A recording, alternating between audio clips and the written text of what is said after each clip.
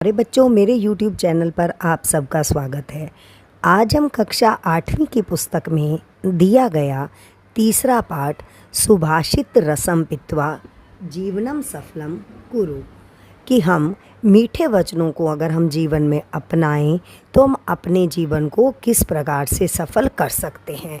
तो चलिए इसी सुभाषित रसम को पीते हुए जीवन को सफल करें।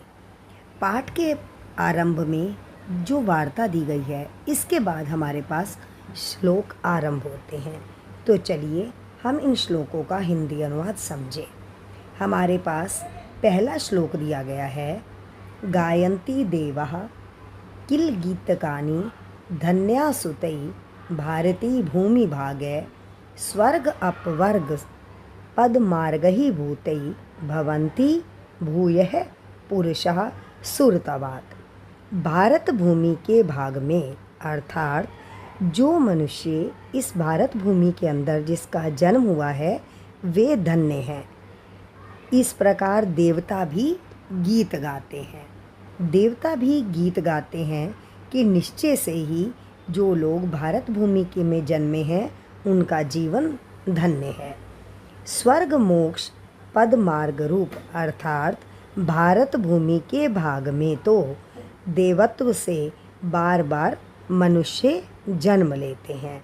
इसका अर्थ है कि हम सभी भारतीय भाग्यशाली हैं जो कि धर्म, अर्थ, काम, मोक्ष आदि की प्राप्ति के लिए मार्ग रूप इस भूखंड में, भूखंड का अर्थ है इस भूमि में, देवता भी देवत्व को छोड़कर मनुष्य बनते हैं अर्थात मनुष्य के रूप में जन्म लेते हैं। अगर हमने इसको साधारण शब्दों में समझना है तो हम केवल यह कहेंगे कि भारत भूमि के भाग में वे धन्य हैं जो जन्म लेते हैं और देवता भी गीत गाते हैं। इसलिए धर्म, अर्थ, काम, मोक्ष आदि की प्राप्ति के लिए इस भूखंड में देवत्व को छोड़कर मनुष्य के रूप में जन्म लेने के लिए देवता भी ललायित रहते हैं, वे भी इसकी इच्छा रखते हैं। इसके साथ ही चलते हैं हम दूसरे श्लोक पर। दूसरे श्लोक में दिया गया है, गुणी गुणम वेति ना वेति निर्गुणः बलि बलम वेति ना वेति निर्बलः।